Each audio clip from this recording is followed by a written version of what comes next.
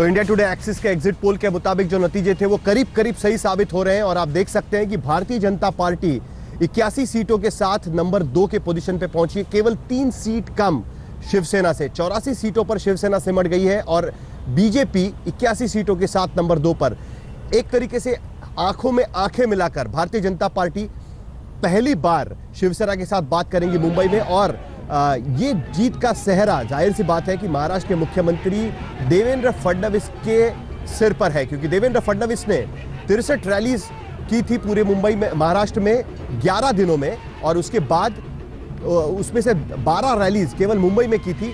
देवेंद्र फडणवीस का चेहरा प्रोजेक्ट किया गया था इस स्थानीय निकाय चुनाव में, मुंबई महानगर पालिका हो, पुणे महानगर पालिका हो। आप देख सकते हैं कि देवेंद्र फडणवीस मुंबई बीजेपी के दफ्तर पहुंच चुके हैं और एक विजेता की तरह उनका स्वागत किया जा रहा है। देवेंद्र फडणवीस ने अपना चेहरा इस तरीके से प्रोजेक्ट किया इस पूरे चुनाव कैंपेन में, 10 महानगर पालिका और 25 जिला परिषद चुनाव के कैंपेन में, कि वो महाराष्ट्र के नेता के तौर पर इन चुनाव के बाद उभरे हैं। 2019 के विधानसभा चुनाव का एक तरीके से सेमीफाइनल हम कह सकते हैं। देवेंद्र फडणवीस यहां पर मुंबई बीजेपी के दफ्तर पहुंचे और उसके बाद उम्मीद है कि देवेंद्र फडणवीस प्रेस कॉन्फ्रेंस करेंगे, मीडिया से रूबरू होंगे और आगे की स्ट्रेटेजी बताएंगे। मैं याद दिलाना चाहूंगा कि देवेंद्र फडणवीस ने चुनाव प्रचार के दौरान जो मुझसे बात की थी उसमें उन्होंने साफ कहा था कि अगर चुनाव के बाद जरूरत पड़े और अगर शिवसेना के साथ दोबारा गठबंधन करना पड़े मुंबई महानगर पालिका में सत्ता के लिए, तो पारदर्शिता मुद्दा होगा और उसी मुद्दे पर वो ट्रांसपेरेंसी के मुद्दे पर ही वो बात कर पाएंगे शिवसेना के साथ में। आप देख सकते हैं कि देवेंद्र फडणवीस कुछ ही देर में प्रेस कॉन्फ्रेंस यहां पर एड्रेस करेंगे।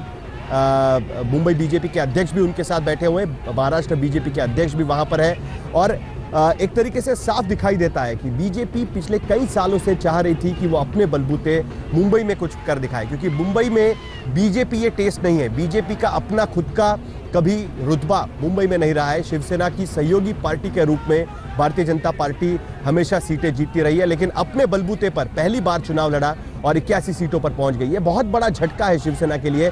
शिवसेना नंबर 1 की पार्टी है, लेकिन खुशी का माहौल शिवसेना के कैंप में इस वक्त नहीं दिख रहा है। पहले जब रुझान आ रहे थे तब लग रहा था कि शिवसेना 100 तक पहुंच पाएगी, क्योंकि 90 का आंकड़ा उन्होंने पार कर लिया था, लेकिन जैसे जैसे नतीजे आते गए शिवसेना की सीटें भारतीय जनता पार्टी की तरफ ट्रांसफर होने लगी। सबसे बड़ी बात इस वक्त ये नजर आ रही है कि जो शिवसेना का ट्रेडिशनल मराठी वोटर है वो शिवसेना के साथ रहा, लेकिन जो एडिशनल वोटर 10% ज्यादा वोटिंग इस बार मुंबई महानगर पालिका के चुनाव में हुई थी, वो वोटर जो है वो भारतीय जनता पार्टी के साथ चला गया।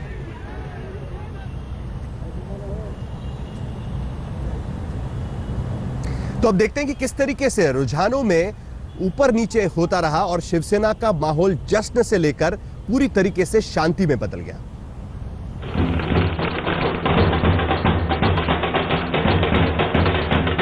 सुबह से मुंबई में शिवसेना की जीत का ढोल गरज रहा था।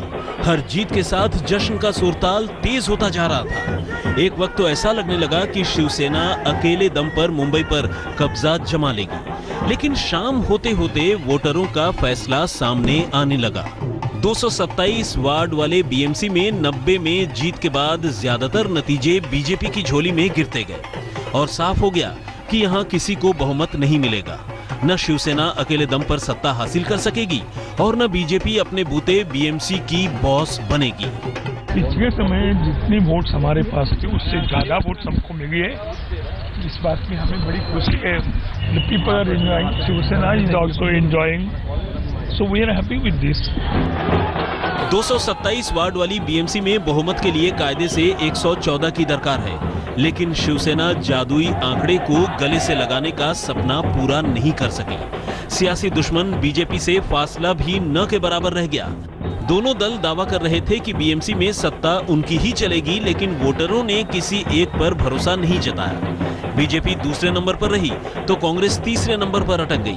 अब सियासी सवाल उठता है कि बीएमसी में शिवसेना और बीजेपी फिर साथ आने को मजबूर होंगे या फिर दूसरा समीकरण हवा में तैर रहा है।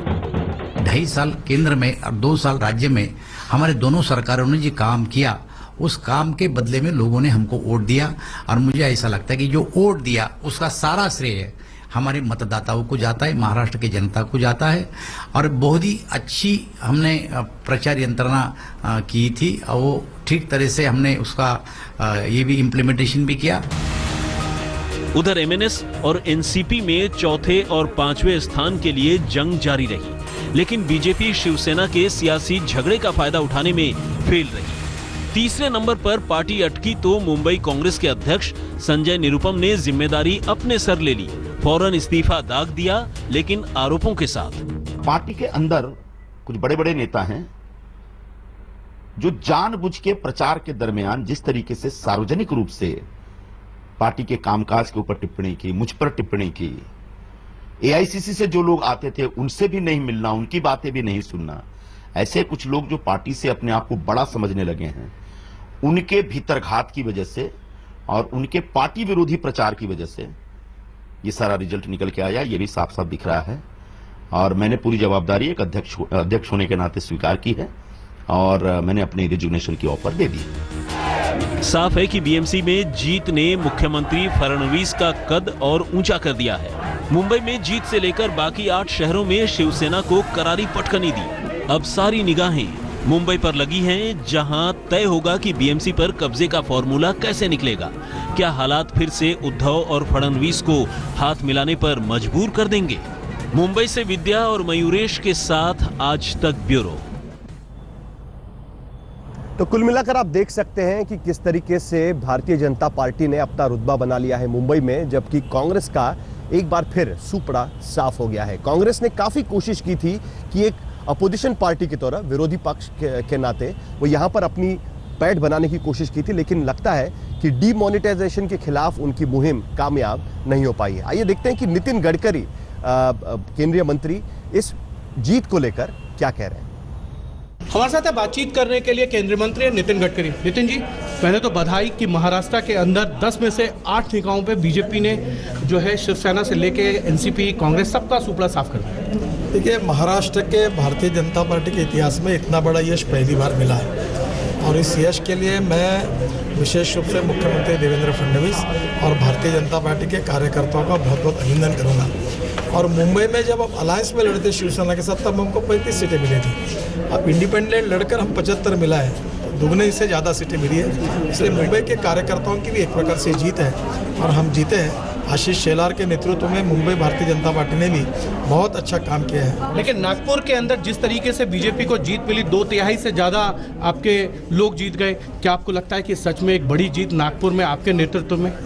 मेरा नेतृत्व नहीं है, वैसे मुख्यमंत्री भी नागपुर के, मैं भी नागपुर का हूँ, और ये जीत हमारे कार्यकर्ताओं की मेहनत और परिश्रम की। सर, शिवसेना के साथ मिलकर क्या बीएमसी में आप उसका सपोर्ट करेंगे? वो तो महाराष्ट्र की बीजेपी तय करेगी। लेकिन इस जीत के लिए सर, इस जीत में क्या प्रधानमंत्री की जितनी योजनाएं हैं वो भी बहुत कारगर है? ये भारतीय जनता पार्टी की नीति और प्रधानमंत्री के निर्णय इसका एक प्रकार से समर्थन ही है जी। तो नितिन गडकरी यहां पर जीत का सेहरा देवेंद्र फडणवीस के सिर पर बांधते हुए साफ नजर आता है कि देवेंद्र फडणवीस इस चुनाव में एक प्रमुख नेता के तौर पर महाराष्ट्र में उभरे हैं। उनकी छवि का असर महाराष्ट्र के इस चुनाव में दिखाई दे रहा है। एक छोटा सा ब्रेक लेंगे, ब्रेक के बाद देखेंगे कि क्या देवेंद्र फडणवीस मीडिया से क्या बात करते हैं। आप देखते रहिए आज तक। देवेंद्र फडणवीस आज की तारीख के हीरो हम कह सकते हैं इन नतीजों के। वो प्रेस कॉन्फ्रेंस एड्रेस कर रहे हैं। उनका यह कहना है कि जो महाराष्ट्र सरकार का कामकाज था उसको कहीं ना कहीं थम्स अप दिया। आइए सुनते हैं कि देवेंद्र फडणवीस मुंबई बीजेपी के दफ्तर में क्या कह रहे हैं। जिल्हा परिषदेतही प्रचंड मोठा कौल हा भारतीय जनता पक्षाला मिळालेला आहे। अजून काउंटिंग चाललाय, पण आता सरासरी असं दिसतंय की जवळजवळ 13 ते 14 जिल्हा परिषदांमध्ये भारतीय जनता पक्षाचा अध्यक्ष त्या ठिकाणी होईल। जवळजवळ 8 ते 2 ठिकाणी बहुमताच्या जवळपास आम्ही जाऊ किंवा बहुमत मिळवू। 4-5 ठिकाण असे असतील की ज्या ठिकाणी आम्ही सिंगल लार्जेस्ट असू।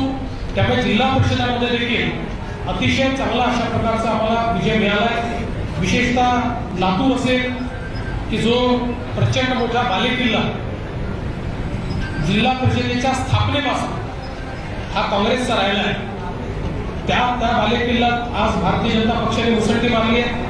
सांगली सारख्या काँग्रेस राष्ट्रवादीच्या बालेकिल्ल्यामध्ये भारतीय जनता पक्षाने मुसंडी मारली आहे। कोल्हापूर असेल, सोलापूर असेल, अतिशय उत्तम आम्हाला त्या ठिकाणी जागा मिळत आहेत. आमची आघाडी कोल्हापूरमध्ये जवळजवळ आता बहुमताच्या आसपासच्या आकड्यात पोहोचणार आहे. सोलापूरमध्ये देखील अतिशय चांगला प्रतिसाद आम्हाला मिळालेला आहे. जळगावमध्ये आमची जवळजवळ एखादी त्या ठिकाणी सत्ता येते, वर्ध्यात येते, गडचिरोलीत येते, चंद्रपूरला येते. त्यामुळे एकूणच जर आपण बघितलं, जालन्यामध्ये आपण बघितलं असेल की सिंगल लार्जेस्ट आम्हीच आहोत आणि ती स्थिती औरंगाबादमध्ये देखील आहे. म्हणजे मराठवाड्यातही प्रचंड मोठं जनसमर्थन. देवेंद्र फडणवीस यहाँ पर ये कह रहे हैं कि किस तरीके से केवल महानगर पालिका के चुनाव में नहीं तो जिला परिषद के जो 25 जिला परिषदों में जो चुनाव हुए थे वहां पर भी भारतीय जनता पार्टी का प्रदर्शन काफी अच्छा रहा है और 25 में से कम आधी महानगर पालिकाओं में वो वहां पर सत्ता में होंगे. साथ ही वो ये भी कह रहे हैं कि जिन महानगर पालिकाओं में वो नंबर 1 की पार्टी बनी है वहां पर उनका मेयर बनेगा और बाकी जगहों पर अभी तक उन्होंने बात नहीं की है. खास करके मामला अटकेगा मुंबई को लेकर, क्योंकि यहाँ पर शिवसेना की 84 सीटें हैं जबकि भारतीय जनता पार्टी 81 सीटों पर है.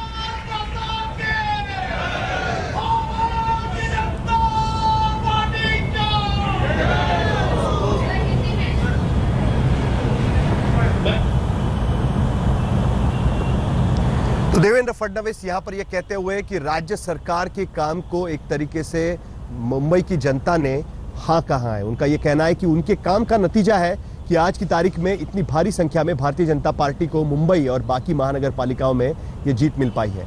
तो ये काफी बड़ी बात है देवेंद्र फडणवीस के लिए. एक ब्रेक लेंगे, ब्रेक के बाद आगे की बात.